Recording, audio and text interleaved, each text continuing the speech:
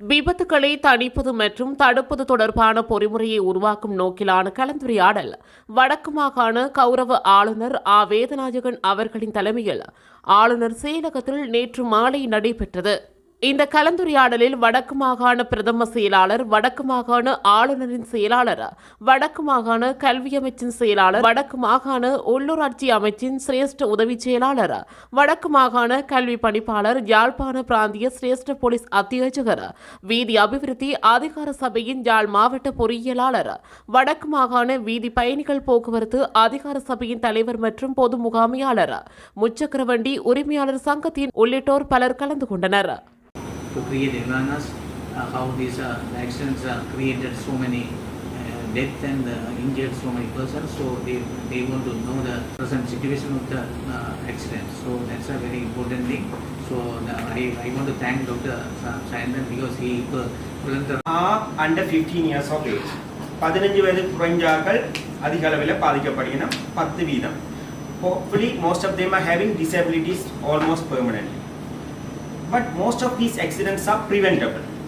They have calculated approximately average injuries 97,000 to 140,000 because minor injuries also coming here, major injuries also coming here. All together, sum is like this, average.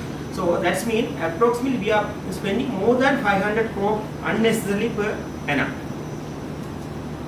Actually, the third one is the important thing: establish a sustainable safety culture. Actually. என்ன காரணத்தால் மெயினாக ஒரு accident வருதுன்னு சொல்லி நான் ஒரு சைக்காலஜிஸ்டோட கதைச்சேன். ஸ்பெஷலாக நான் குயிக்காக போகணும், எனக்கு ரூல்ஸ் தேவையில்லை, மற்றவர் வந்தால் போனால் பரவாயில்லை, நான் முன்னுக்கு போயிடும். அப்போ அந்த மென்டாலிட்டி தான் நாங்கள் படிப்படியாக மாற்ற வேணும். ට්‍රැෆික් කරපුවාම අපිට ක්වොලිෆයිඩ් වෙන්න මෙන්න මේ වගේ බැච් එකක් දෙනවා තොරතුරු ට්‍රැෆික් ක්වොලිෆයිඩ් பேட்ச் வந்து ட்ராஃபிக் சம்பளனால படிச்சு குவாலிஃபைட் ஆகிறதுல அந்த சார் பேட்ச் கொடுத்துருக்காங்க. මම ප්ලෑන් කරා මේ අවුරුද්දේ මොනවද කරන්න ඕන කියන කාරණේ ගැන. சார் பிளான் பண்ணியிருக்காரு இந்த இயர்க்குள்ள என்னென்ன ஒர்க்லாம் பண்ணணும் அப்படின்னு. මගේ ප්ලෑන් එක උනේ විශේෂයෙන්ම අනතුරු අඩු කරන්න. சார் பிளான்ல வந்து மெயினாக சார் பிளான் பண்ணியிருக்காரு இந்த ஜப்னா ஏரியாவுக்குள்ள இருக்க ஆக்சிடென்ட் எல்லாம் குறைக்கிறதுக்கு. ඒක මම පෙන්නන්නම් ගිය අවුරුද්දේ මේ අවුරුද්දේ අද දක්වා කම්පැරිසන් එකක් මේ අනතුරු. நாங்கள் இப்போ உங்களுக்கு காட்டுறோம். லாஸ்ட் இயரும் இந்த இயரும் உள்ள டிஃப்ரெண்ட் பர்சன்டேஜ்.